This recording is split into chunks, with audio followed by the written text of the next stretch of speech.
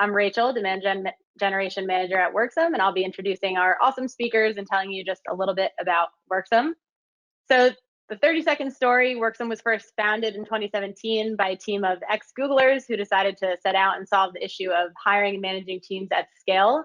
Since then, we've had 400% growth, office locations in New York City, London, and Copenhagen. And now we're proudly helping companies find and manage the right competencies for their critical business projects by enabling them to engage independent contractor and freelance talent properly. And that's why we're here today. So without further ado, I will quickly introduce our speakers. I've been told they don't have big egos, so I'm just going to keep it super simple here. But first, we have the wonderful Sam. Sam is our Global Director of Business Development here at Worksome. He's super passionate about how technology can improve the way we live our lives, which is why he makes an awesome advocate for our clients as they involve their strategies for engaging talent and leveraging contingent workforces. Hi, everybody. And yes, we also have Bryan, who will be grilling with all of our great questions. Bryan's made a career out of studying and understanding how contingent workforces work. He's a passionate evangelist for the open talent industry, and of course, a globally recognized thought leader in the world of extended work. Many of you on the line know him already for this. And he spent more than 10 years as staffing industry analyst, recently also founding his own consulting firm, Defiant Solutions, where he works directly with clients to navigate the ever-changing global talent landscape. So before we kick it off, we did have a poll that we wanted to launch, and strategically leaving the slide up here with this awesome picture of Bryan. But the poll is, what are your biggest priorities throughout the rest of this year? Compliance and mitigating risk, cost savings, process enhancements, getting access to talent, or all of these things. And so I've just launched the poll. I'll give you about 15 to 20 seconds to go in and answer this, and then we'll keep moving along. While we're waiting for people to answer this, I just want to ask you a question, Sam. Is that, in that picture, are you wearing flip-flops in the office? Come on, honestly, I've had so much stick from that photo. Yeah, the answer is yes. They're Birkenstocks. Birkenstocks are. I'm turning into such. I'm basically turning into my father, which is embarrassing. I'm too young to be wearing Birkenstocks in the office, apparently. Well, I think it speaks very highly. Now that you have a child, you're going to move on to other dad sort of things, like maybe talking about power tools and yelling at kids to get off your lawn, those sorts of things. Yeah, exactly. Thanks, Bryan. Yeah, no, and that's what I'm gonna ask you a lot of questions in this session about your etiquette. Fantastic. It'll be a lot of fun. Hey, looking at the attendees list, we've got a fair few attendees now, which is pretty cool. But looking at the attendees, a lot of people working in contingent workforce. We've got contingent workforce operations, project leads for contingent workforce management, category leads, HR labor strategy leader, director of MSP services. Pretty cool job titles on there in this space.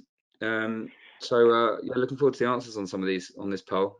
I think that's such an interesting data point. It's one that I often reference in a lot of these calls. Is when we started this industry of non-employee contingent work, what have you, it was procurement directors, HR generalists, people, category lead, buyers, even office managers. And so what's fascinating is, to the point that you just made, is the professionalization of managing, the non-employee workforce, or the contingent workforce. I think that's going to be a really interesting trend, and I'm looking forward to really diving into that over the next half hour. Yeah. And for everyone in this call right now with contingent workforce in their job title, I mean, I personally, anyway, I feel like the term contingent. I'm not so sure if the contingent workforce is that contingent anymore. Yeah, absolutely. It's a catch-all term. Yeah. I think the term contingent work has been historically. And by the way, I just want to see, are we still supposed to be seeing the poll, or have we closed the poll? Yeah, I'll close the poll right now. It is we got most people, all of the above, but next behind that is getting access to talent. So I know we're going to talk about lots of these things. So I'm going to close that now and turn it over to you guys. Fantastic. Thank you. Yeah, so Sam, you bring up an interesting point. I want to really touch upon that, if you don't mind, kind of leading into an observation that I've had over the last couple of years, which is as more companies recognize that this particular category of talent comes with a whole host of challenges and opportunities, the increased professionalization of the role of contingent workforce manager and management is really evolving, and I think that's going to drive a lot of innovation in the future, because as opposed to people doing this off the side of their desk, their expectations and the solution sets are just supposed to become more advanced to accommodate more sophisticated ideas around what it takes to be successful. So that is a super interesting trend, and I think it's one that creates a lot of challenges as well for a lot of traditional suppliers in the ecosystem. Yeah, no, completely. I mean, the fact that it's a function and a department and a role means that it's. I mean, you know, it's not like a decade ago where I think it was kind of a part of the business spend that nobody really wanted to think about, right? This isn't Ask Me Anything, so for everybody online right now, ask questions. You know, you've got the one and only Bryan Peña live and in front of you on your screens right now. Do ask questions. You know, we've got a few that have come in prior to the webinar. We put a few posts out there on LinkedIn, and Rach, I don't know if you want to share some of them that we've typed up, but I recall one of them being around again, you know, catching this point of contingent workforce and you know, what is contingent right now. It seems to be it's less than a kind of trend, but what are the biggest themes you're seeing in the world of work at the moment, Bryan, in the kind of work you're doing in your consultancy? Well, I think right now a lot of it, there's two different things. One of my work is primarily with enterprises and HR tech and talent platforms and marketplaces on how to develop next generation solutions that match the evolving demands of the people who we have on the phone. So I think what I think are some of the bigger trends are kind of a reassessment and reexamination of the traditional paradigm and model. MSP VMS solutions is kind of being the catch-all, and I think that there are really is a hunger for mechanisms to engage people in a more creative way than traditional agency, than traditional SOW spend, or what have you. I think that there is a huge opportunity to be able to present something new and innovative to the space. If you ask anybody on the phone who has an MSP partner or a VMS partner, the one consistent complaint across all of them is that they're looking for strategic direction. And I think right now, the events of the last couple of years have really showcased some of the limitations of the traditional approaches to how companies choose to leverage human capital, and an openness to look at non-traditional forms of engagement and incorporate those into a holistic enterprise-wide strategy. I hesitate to use the word total talent management, but I think we're looking at shades of a much more holistic approach to how they manage people. And it leads from kind of the idea of, you know, remote work. If we think of the rise of remote work and the recognition of enterprises that remote work is a perfectly viable way to get something done, it naturally stands to reason that you'll consider non-traditional contingent work, open talent, as a viable solution within your HR strategy. You know, if you think about it, you don't need to come to the office. Okay, if I don't need to work in the office, do I need them in my city? If I don't need them in my city, do I need them in my state? If I don't need them in my state, do I even need them to be in the US? If I don't need them to be in the US, they just need to speak English and be in a time zone that matches the work requirements. Well, then if we're going to do that, then why do we even need to have this role be an employee anyway? So that logical chain, I think, really creates a golden opportunity for people in this industry and practitioners in this industry to really showcase the value that can come from a you know, kind of an extended labor strategy. Yeah, but I mean, that's the positive guy that you are, Bryan. I mean, for the average, I mean, this is a dangerous thing to say as well, right? But for your contingent workforce lead right now, navigating that is a headache at best, isn't it? Right? Absolutely. It's not. That's no mean feat. I mean, I was over at SIA's contingent workforce summit a couple of weeks ago, and it's so apparently clear now more than ever that there's no kind of silver bullet, is there? No. There's no global solution like there. You know, again, a decade ago, you'd lump it onto an MSP, and and they'd probably be able to do a relatively fair job of it, right? Well, I think the most procurement or most contingent workforce programs originate in a procurement function. The initial value proposition of a program is essentially at the very beginning bringing order to chaos, which is primarily a procurement problem. Order to chaos, risk mitigation, contractual protections, and of course cost savings. So most programs, back when we first deployed our first one in like 1998, when I was, I think, 14 years old, they were very, very heavily predicated, and the value proposition was very much aligned on supplier management and control, harmonizing of contracts, removing process inefficiencies, and minimizing enterprise risk, and of course the cost savings, which is one of my favorite topics, but it's always last to me. Now, as programs evolve, you solve those problems. I used to call it the 3-year problem. After 3 years, I've got all of my contracts are harmonized. Ideally, my staffing firms or my staffing contracts or my providers are harmonized under a consistent contract. We've optimized and removed the obvious elements of inefficiency, and we've negotiated rate structures, either rate card or markup structures that really drive cost efficiency. So now, once you get to that point, the what next sort of thing starts to happen. And so the thesis has always been that as companies solve those initial problems, capture those additional savings, there needs to be something else that drives value for the organization. Yeah. And so MSPs, grew up in the cost savings and process efficiency model. And so a lot of contracts and solutions were deployed with a very strong focus on cost savings and process efficiency. Well, as you've done that, as you've achieved those goals, the expectations of the buyer and the people on the phone gets more advanced and more robust. And so the MSPs and the models, most of the solutions that were modeled were based on the strength of a program office that was heavily geared towards entry-level folks driving process on an outsourced basis. But now we're moving into an era where the universe of tools is getting much more robust. The magnitude of the problems that most companies are addressing with non-traditional labor are getting that much greater. We incorporate things like statement of work and offshoring and other sorts of elements. And MSPs need to kind of change their value chain. And at the same time, as the markets mature, they're having a harder time staying competitive and making money. So they're trying to find other ways to add ancillary services onto it. So I think we can agree that the MSP value proposition has fundamentally changed, and I think it's safe to say that a lot of the current MSP providers are really trying to figure out ways to add that incremental value and pivot to deliver in the face of these increased expectations. I totally agree. I totally agree with you. The world's fundamentally changed, especially with the COVID outbreak. But if you look at technology, the rise, simply put, the rise of the smartphone and consumer apps have just totally changed the expectations of how process should be handled, right? Absolutely.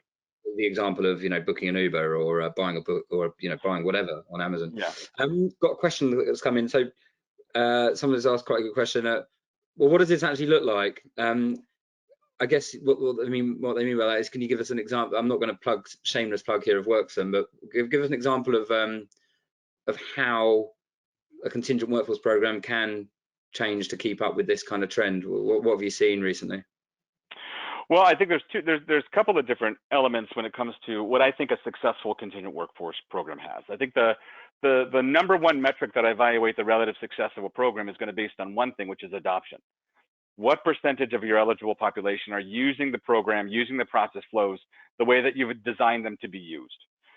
So that mechanism of compliance is the critical metric. So when we think about what that future looks like, we focus on maximizing adoption and compliance within the category of spend that you're exploiting, right? And then as programs evolve, they start to incorporate things beyond traditional agency source and agency temp. So the programs evolve to incorporate strategic statement of work support. And I really use the reference strategic statement of work support because so many SOW programs, when they say SOW procurement, are just simply, switching out a $ for a milestone or an hour time for a certain deliverable. Strategic support incorporates ways to improve the contract terms, create a competitive selling advantage, validating that it is a viable SOW instead of a temp in disguise. So it incorporates statement of work, it incorporates talent marketplaces, and it incorporates non-traditional independent contractor engagement models, freelancer management, direct sourcing. The program of the future is definitely going to be moving beyond these discrete agency management solutions to incorporate the whole panoply of ways in which you could choose to engage people. And there's dozens of those ways, right? From interns to statement of work, as I mentioned, outsource, direct sourcing, freelancer management solutions, and usually under some unified talent, portal, which obviously we're not pitching Worksome, but like you guys are developing there. Yeah. Well, that's it. I mean, you talk about adoption. I don't know a single contingent workforce person on the lead on the call here that's not going to agree, not going to disagree with that, right? If the program's not being adopted, you've failed, right? Absolutely. The term we talk about with clients here at Worksome is actually experience.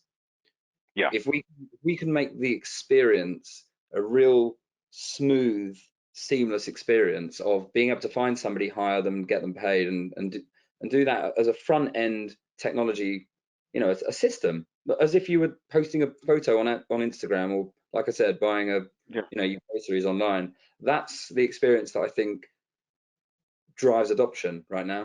Well, the fact remains that we've all been trained by our banks, by Amazon, by our news sources, what have you, on how to interact with technology. And so we have a certain expectation of what the user experience looks like. And a lot of enterprise solutions forget that the expectation of the user is to do that. There was a contingent workforce manager that used to work with all the time, and she always used the phrase of ATM simple. Everything, the goal is to be ATM simple, like you're going to the ATM, right? And that which is such an obvious sort of thing. You want to make sure you focus on usability and user experience, but truly disruptive solutions recognize that inefficiencies and even the tiniest elements around the user experience create significant barriers towards widespread adoption. No, I totally agree, mate. I mean, there was a naivety to the questions that Worksome ask and still ask companies, large companies, because some of the processes, I'd argue that a lot of the processes are actually relatively straightforward, but they're presented in a poor way, right? They're often like fragmented systems, or suppliers are sat on top of further suppliers, and solutions within solutions, and sometimes just if you look at challenger banks, if we look at disruptors, true disruptors of industries, they've looked at the kind of mechanic of what needs to be done, sharing your location and telling a car to get there, and made it really quite simple. I think that's what this industry is really crying out for at the moment, by the sounds of it. Having spoken to a lot of contingent workforce people over the last 12 months. Well, I think there's a bias towards creating unnecessary complexity, right? Yeah. I think that and I think that a lot of the narrative around engaging people in all of their forms is really predicated on that it's a unique thing to essentially buy. If I'm going to buy office supplies, my office supplier is not going to, that binder is not going to slip and fall and sue me for sexual harassment, right? Yeah. I think that, a lot of the things that are harbingers of that complexity are people's bias to put complexity as a mechanism to control and manage risk, which things tend to bloat out of control, because, who would say no to a risk management department? There's the one thing that I think is always a great exercise is do a Kaizen of a process and really look at every single step in that and ask if that's truly necessary. Does it drive the solution forward? Is it value added to the solution? Is it business non-value add? Or is it simply just something that imposes an economic red on the process? And that's thinking about things as whether this is necessary, with an eye towards there has to be a better way. Really goes a long way in just simply asking the questions.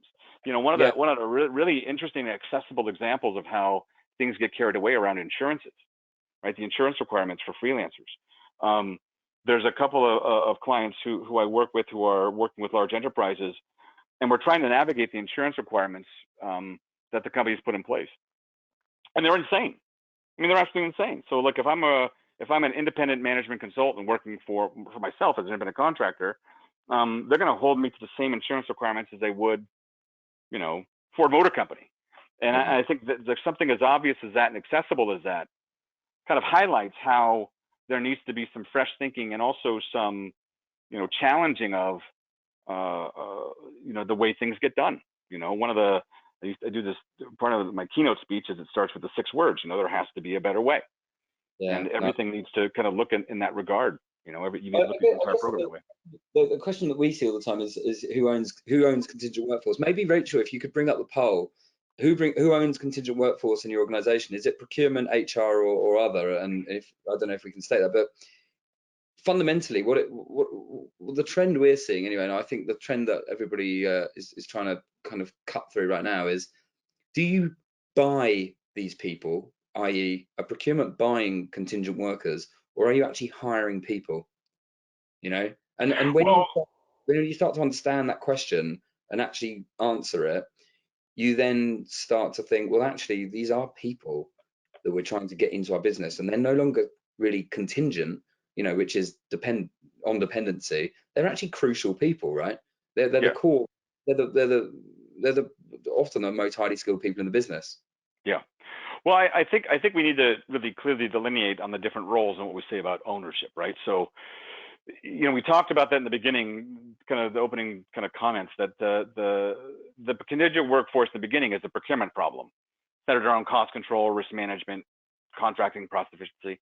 As it matures, it becomes a more human capital problem because you are looking at developing a more strategic role in how you leverage human capital.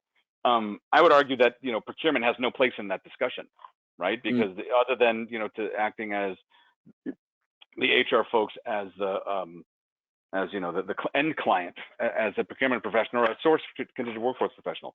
At the same time, everybody who is on the phone, for the most part, doesn't buy anything. None of the contingent workforce managers are technically buyers.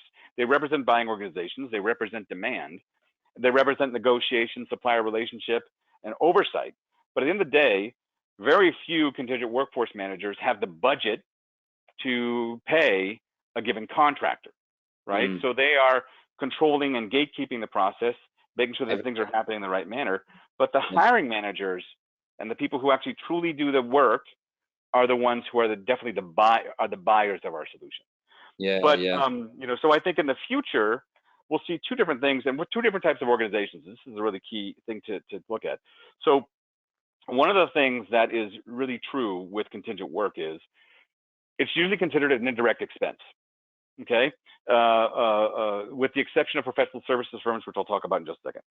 So indirect expense, for those of you who are not familiar with procurement parlance, a direct expense is a material that's directly expended, or a purchase that's directly related to the end product. So the paper to make this posted is a direct expense, but the contingent work or the temps in the factory are not necessarily considered direct expense, right? Or the IT manager who works in Avery Dennison's head office, not necessarily direct. That's an indirect expense. And usually that is the purview of HR and procurement, or these or contingent workforce management. Where it's different is if you're looking at a services business where they're reselling the labor, right? So if I'm a consulting practice and I leverage third-party resources to execute against my projects, the management of that is very, very different if we're talking about supporting revenue generation. So services firms have a very different strategy for how they manage the extended workforce. They manage it much more like a cost input as opposed to a cost, a corporate holistic cost, you know, on a broad level. Great questions just come in. So how do you involve contingent workers in company culture?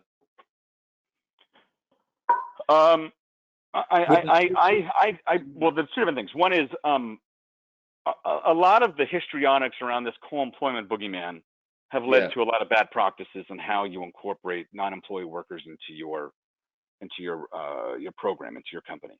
So to the extent that they are participating in in company events or having access to corporate discounts. I think not including them in those discussions or participating in those events is really, it's kind of counterproductive. It speaks to one of motivation. In a lot of organizations, you have somebody who's contingent working alongside somebody who's full-time, probably doing the same thing, maybe affecting customer outcomes just as much. And if you're treating them like second-class citizens within your organization, then that's not going to create a great company climate or culture. So I really believe that to the extent that you're not impacting like things like stock buyback or some of the nuances that are really risks that people often consider. They're integrated into your strategy. They participate in company events. They get to go to Susie Q's birthday party after work. I think that a well-managed program should accommodate those sorts of things. Yeah, but the irony of this is, I guess the paradox of it all right now is that a lot of these workers aren't being contracted or paid directly by especially in the enterprise business space, right? And they're not being contracted directly. That often there's an intermediary involved anyway. And more often than not, they're payrolled. So they'll in the US there'll be a W-2, or in the UK there'll be in PAYE. They're paying taxes. So you can treat that individual more often than not as an employee for all intents and purposes. There's no real co-employment risk. I don't buy that.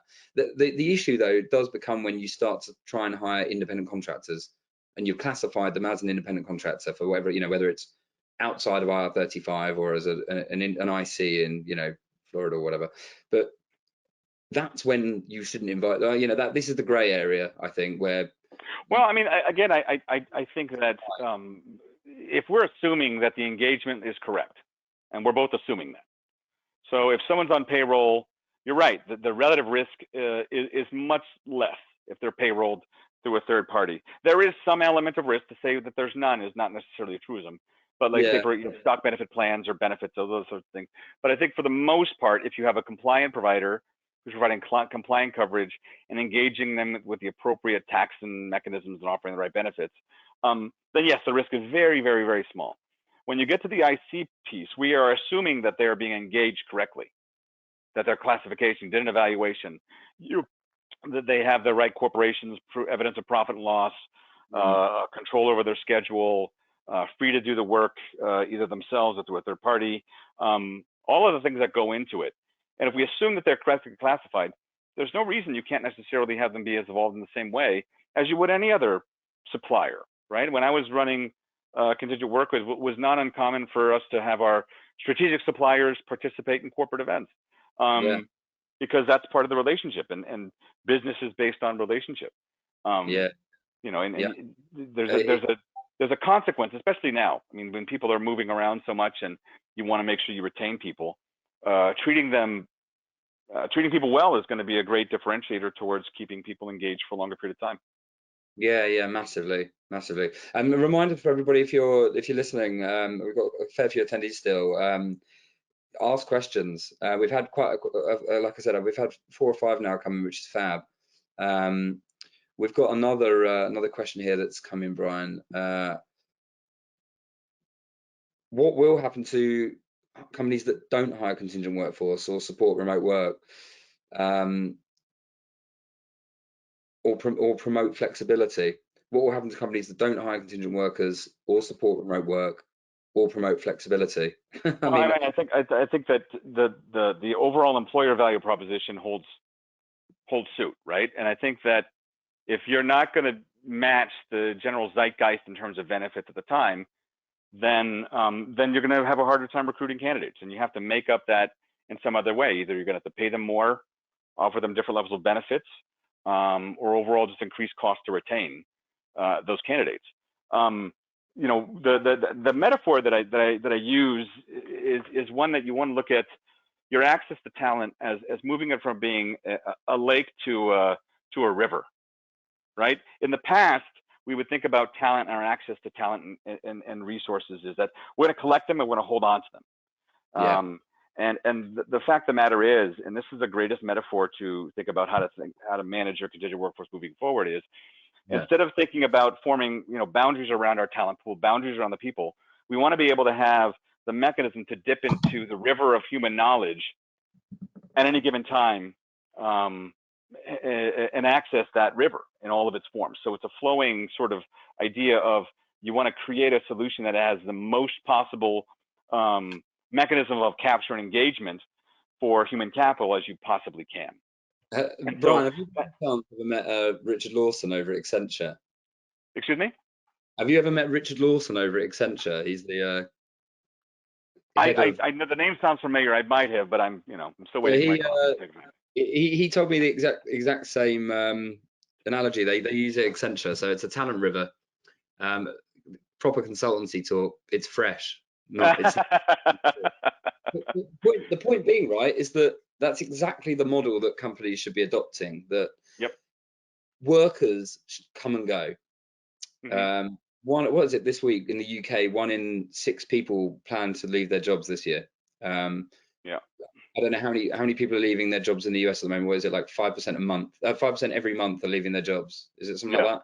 Yeah, Crazy. I mean, we'll see if the current kind of climate keeps that trajectory, right? Because people are getting much more concerned. Yeah, exactly. If tough times are coming, maybe people stay put for a while, right, and take less risk. But that's been the trend for the last kind of 6 months since COVID started to kind of end. But the reality is that you don't need to hold on to staff anymore. No.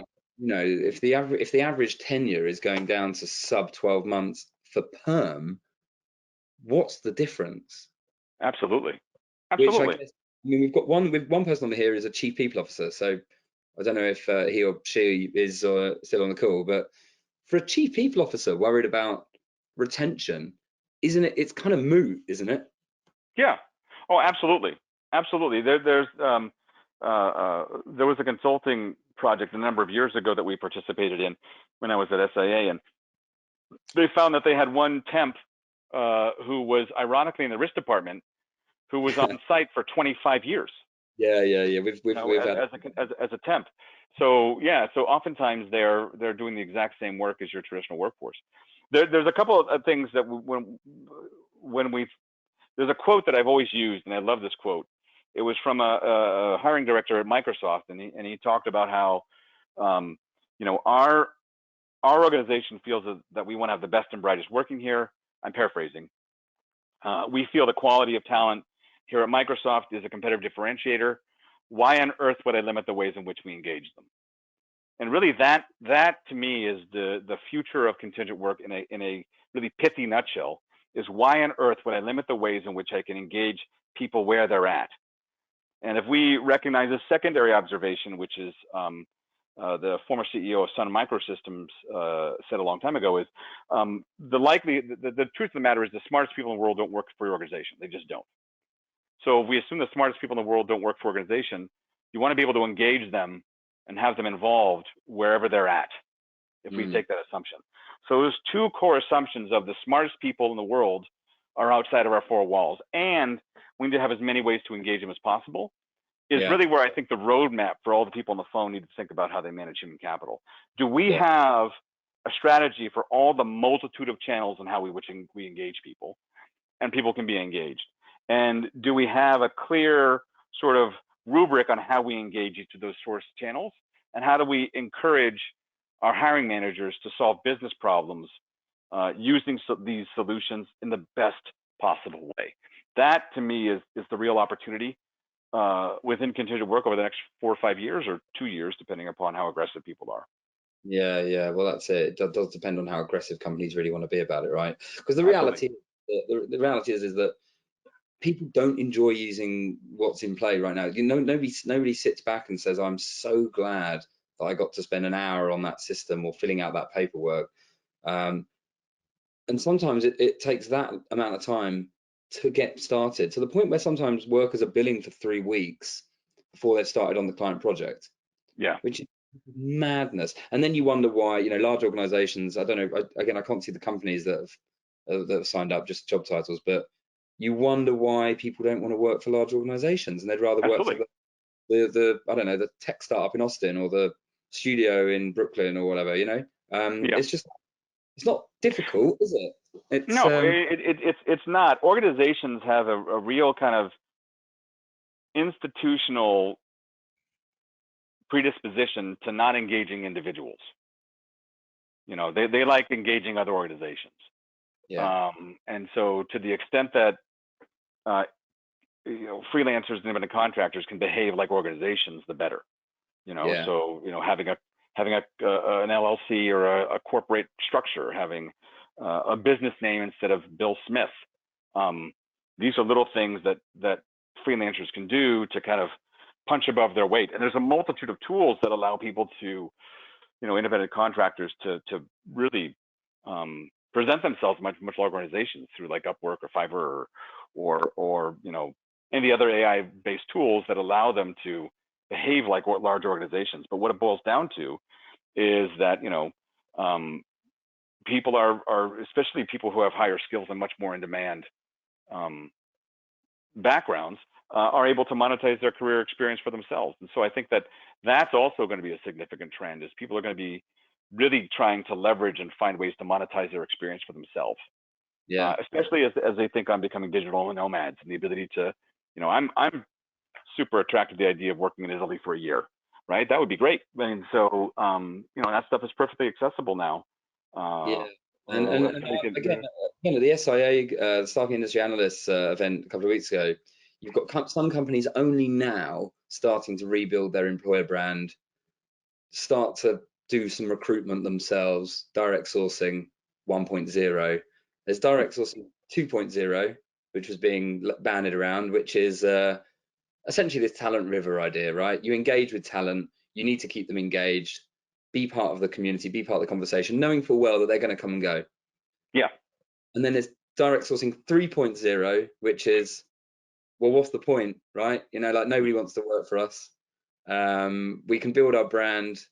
We can use lots of technology to make it seamless when they come on, knowing full well they're going to leave. Do we just give up? What's the point? And that was an HR director, you know, asking, well, what's the point of it all? You know, it is challenging for a company that wants to truly build culture to be able to just let go of staff, knowing full well that they don't want to work for the company. I think we're dealing with a lot of demographic bias.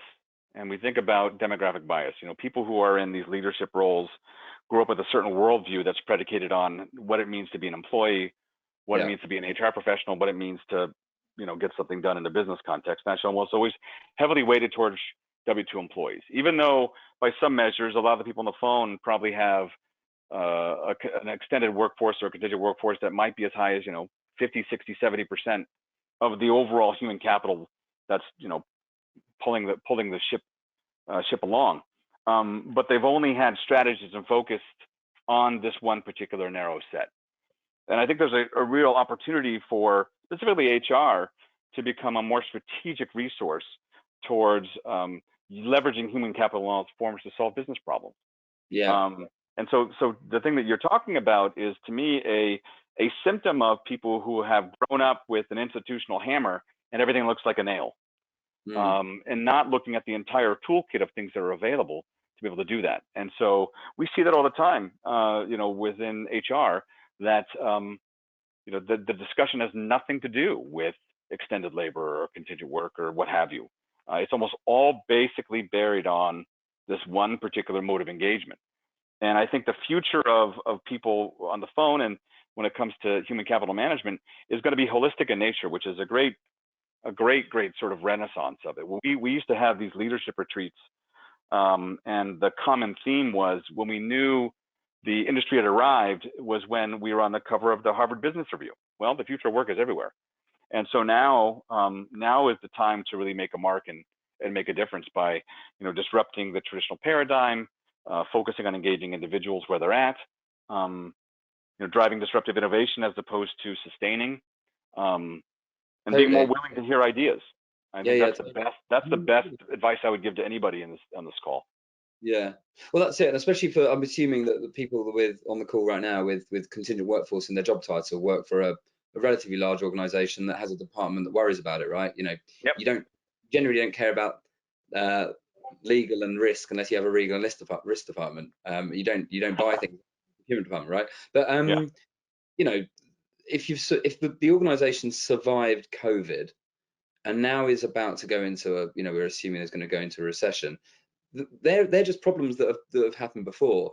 You know, they're things that most businesses can beat, right? You know, for consultancy world as well, nothing like a good recession, right?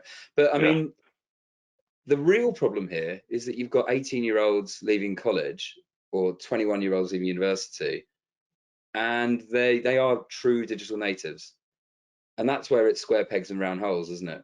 You've just got to understand how to do this thing that you're doing better for those kind of people. You've got to put yourself in their shoes and think. I mean, you know, I've got cousins who are in their early teens who are like on their phones and ordering pizzas. Yeah. Which is just how they operate, right? Well, I used to have this theory that, you know, earlier that when we saw millennial and Gen Z really start to enter the workforce, that it would fundamentally, you know, change the way that organizations got stuff done. Ironically, and people who are actively in HR recruiting would maybe speak differently to this, is that they didn't anticipate that the cultural bias or the cultural sort of you know, stereotype around Gen X and Gen Z that they need to be constantly reinforced and supported, and you know, some of the more candid conversations that those of us who are Gen X are maybe used to having, we can't have with some people in different generations. And so the desire for feedback was something that didn't necessarily support remote work. The pandemic changed all that, and people realized that they can manage remote teams much more effectively to keep them engaged. And it created a better overall user experience for a lot of people within a lot of industries. There are certain instances where it doesn't make sense, but for the most part, there's not a whole lot of knowledge work that needs to be done in a building anymore. And I think that that's going to be a basic expectation for every generation moving forward, is going to be that. I think an interesting sort of thing I'd love to get your perspective on is, and I posted on this within our Defiant Events page yesterday. You know, is the traditional path, career path, dead? I mean, like, do people, the kind of Faustian bargain that people would make to incur tons of debt to get a degree, when you could get a certification through a Coursera or a Udemy, or even an internship, is that going to be relevant? Well, I kind of laughed under my breath when Rachel did say Brian's carved a career out of this, and I thought, you know, would you say, you know, would you say is it a career, or is it just what you do, you know? And I feel like that's the move that's going to be happening. Like, I mean, again, I've got cousins in their teens. I've got a young baby who's less than a year old. Can I see them going to university? Well, I know that some of them aren't, and that's a decision they're making straight off the bat. They're going into apprenticeships. Yep. You know, in trades like accountancy, not, you know, what apprenticeships when I was at school were, which was like bricklaying or, you know, roof, whatever. It's a finance, accountancy, you know, career path that you'd usually need a degree for, which equates to what? I don't know how much debt it is in the US. I think it's in the tens of thousands of dollars, right? Hundreds of thousands of dollars, right? I think that it's uncommon to have people graduate with a degree in liberal arts with $200,000+ in debt, and that I have a hard time, you know, I have a hard time justifying that.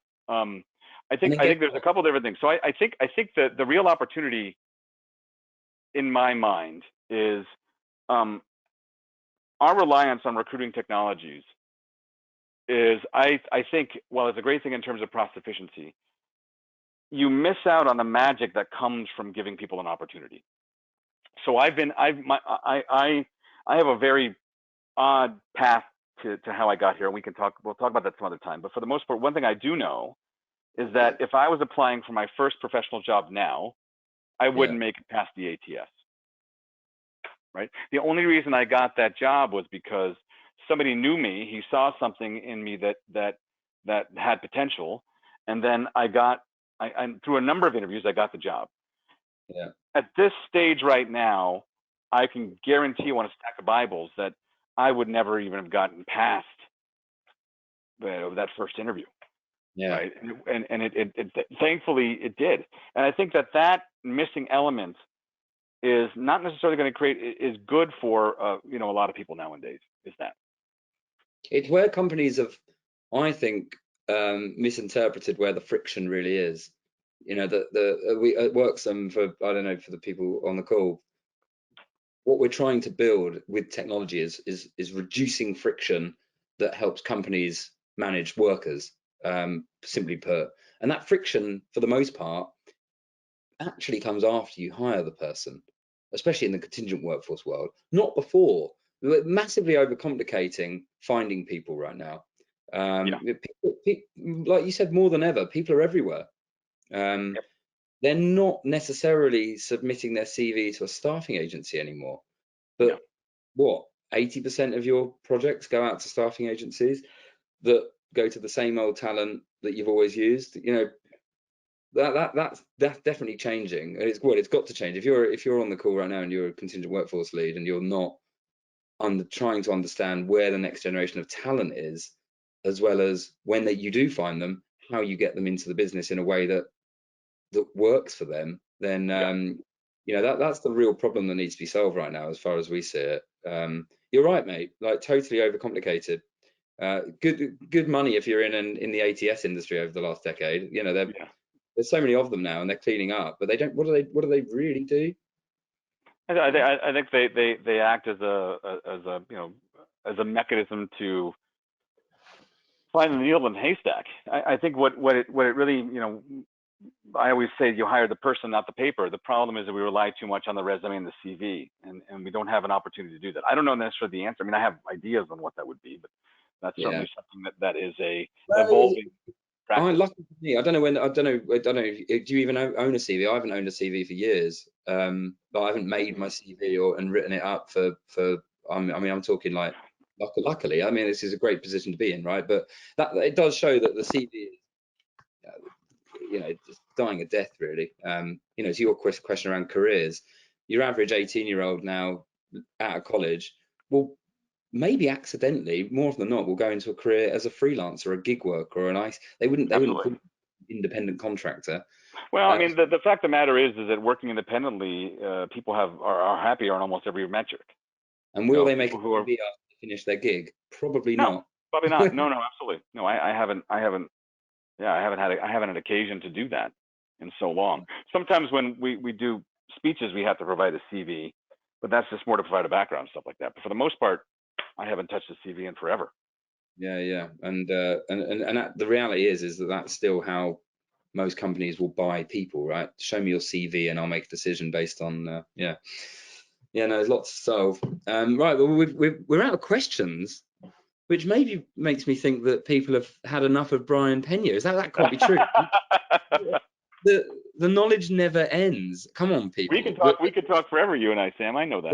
Well, I've been weaving people's questions into my questions, so it's not like it's Sam asking Bryan. These are people's questions. Have we got any more from anybody online? I think are we good? Yeah, I think we're technically way over our 30 minutes, but oh, are we? I didn't realize there was even a time limit. So no, there wasn't a time limit. I know we had said 30 minutes, but I'm fine to keep going as long as you want, but we can also stop. Well, look, guys, there's no questions. It's been an absolute pleasure chatting to you, Bryan, as always. And anybody on this call that has a question, you can still ask. Bryan, can you confirm you're not a robot? You're not gonna turn off. You're human. I am human. People can find me on LinkedIn. I'll reach out to everybody who attended. And I'm sure they can find your cell if they tried hard enough. Yeah, exactly. So yeah, reach out to Bryan if you have any questions. Of course, reach out to me if you've got any questions around what Worksome actually does. And we'll leave it there, shall we? I think it's fantastic. This is super fun. Thank you, Sam and Rachel and Worksome team. I'm excited to do this again sometime. Yeah, likewise, mate. Likewise. Rachel, I don't know if you're coming back, but we'll close things off now. Awesome. Unless anybody's got a last question, which maybe they don't. Well, we do have a question on how do we see a contingent work being part of a D&I talent acquisition strategy? Oh, where's that? I think Rachel posted that. Yep. Yeah. So we had one question come in kind of at the buzzer here. So, and that is, how do you see contingent work being part of an organization's diversity, equity, inclusion, talent acquisition strategy? So if we want to go out with this one, I think that'd be great. Yeah, awesome. Go for it, Bryan. Well, I think that you know, it is your organizational sort of preference towards incorporating those numbers into your hiring strategy. When you start to really focus on DE&I, I would definitely make sure that you do that by, instead of writing requirements that strive towards hiring diverse candidates, hire and engage staffing firms or providers who specialize in providing diverse talent. Yeah. So you incorporate them into your strategy, so therefore you're able to do that, as opposed to writing a requirement that says we're looking for a diverse candidate for this role. Okay, so that's the one thing. And then two, to the extent that your and this is something that you're gonna have to work out with your risk management, to the extent that your conversion rate of temp to perm is an appreciable sourcing channel, then you're gonna need to incorporate those diversity metrics into your overall OFCCP calculations. So if you're hiring, if 75% of your temps convert to perm, then that's a viable channel. You're going to need to track your diversity metrics in there to make sure that you're showcasing and providing the right sorts of opportunity to people. Totally. And it's such an important question, because, and again, I do dislike the term contingent, just the word contingent, because if you're operating with 50% of your staff as contingent workers, they're not contingent anymore. They are often the more diverse crowd in the business, because they come and go and they've got different priorities to employees, generally. And on that point, I just want to point something out really quickly, is that for that particular population of people, their experience is more important than your full-time hires, because there's more of them, there's more cycle, more opportunities to create a negative or a positive brand experience. And what happens if you're contingent, if you treat them like garbage or you treat them like second-class citizens, they're going to tell 10 people and poison your talent pool, right? Exactly. There's this expression called service terrorists, people who are, going to badmouth the organization. They'll talk about you negatively before they talk about you positively. So, it's good talent strategy to make sure that the experience of all of the people who engage your company, whether they're full-time or contingent, have the same level of rigor, respect, and care. Because that has long-term downstream effects. Totally, yeah. And one thing we found here, business starts using Worksome, handling their staffing agencies. It's the same 10 staffing agencies that everybody uses. The same 10 staffing agencies they've used over the last decade.